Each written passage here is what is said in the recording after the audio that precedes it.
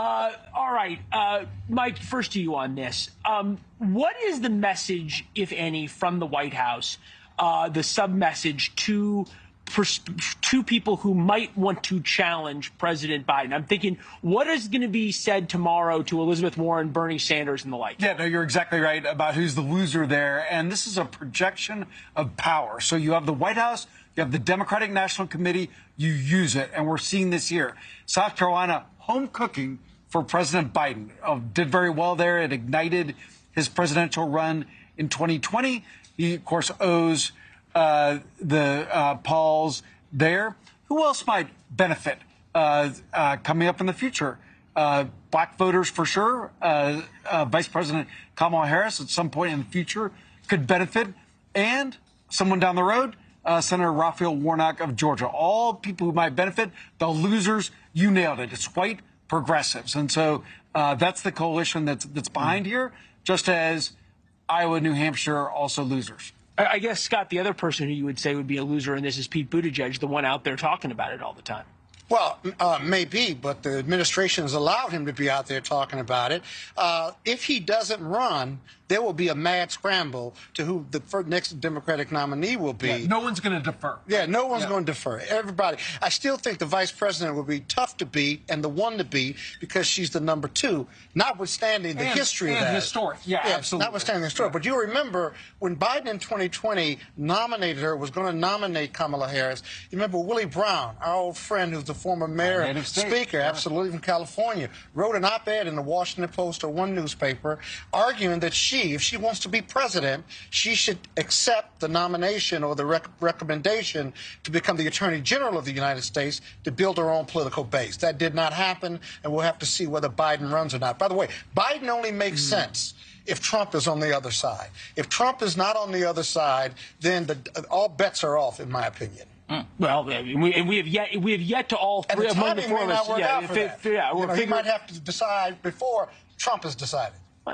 Well, Trump has decided. Effectively, he said that he did. But the voters decided. Getting to the nomination. Getting the nomination. You brought up Kamala Harris. Bring in Bob on this one. Washington Post headline from last week: at a pivotal point in Biden's term, many party activists not sure the vice president has shown she is up to winning the top job. Then this week from the New York Times, Kamala Harris is trying to define her vice presidency. Even her allies are tired of waiting. Ms. Harris is struggling to carve out a lane for herself in what many be the most consequential periods of the vice presidency.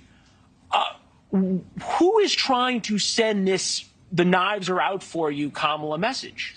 Well, listen, I think, as we said, no one's going to defer to Harris if Biden doesn't run. Remember, Harris didn't even make it to Iowa. As a candidate, she was not very good. Now, as a VP, she helped get Joe Biden into the White House. But overall, her numbers aren't very good either. And the other thing is, like, I know we're thinking 4 years or 6 years down the road, but also, you know, Joe Biden's honeymoon from the midterms, when he did better than expected, is kind of ended. His numbers aren't that good. So let's say his numbers continue to deteriorate.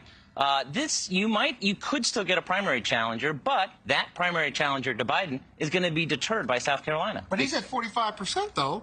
That's not bad for a president at this point in time in his presidency. But if you look at the numbers on the economy, 8 and 10 think we're headed in a recession, or we're in a recession now. But that's a messaging issue. The Biden White House just hasn't done a good job communicating their success and the impact on America. And a lot of Democrats think that. And Americans aren't feeling the impact of that legislation. It's going to take some time. Yeah, it's a great point, but Mike, pull back the curtain for us, okay? You've been on the other side of this as the reporter, getting these scoops, the long knife leaks. Who is the constituency behind going to the Washington Post and going to the New York Times, newspapers that normally would be favorable to Kamala Harris, who certainly were in love with the idea of the first female, black, Asian vice president, now all of a sudden publishing this stuff? Leland, this is up first. I'm going to quarrel with your premise. So no one has to go to the Post or the Times with that premise, as you well know. You could write that story every week. People have. So why now? People do write the story every week. Now? Right? We see it. And so this is getting ready for the people who are talking.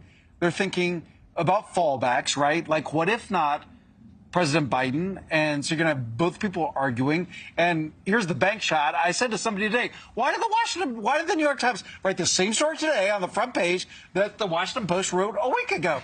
And they said, well, Some people were out there saying that it wasn't so bad for her, that she's recovering, so they want to bat that down. So that's the kind of games that are being played.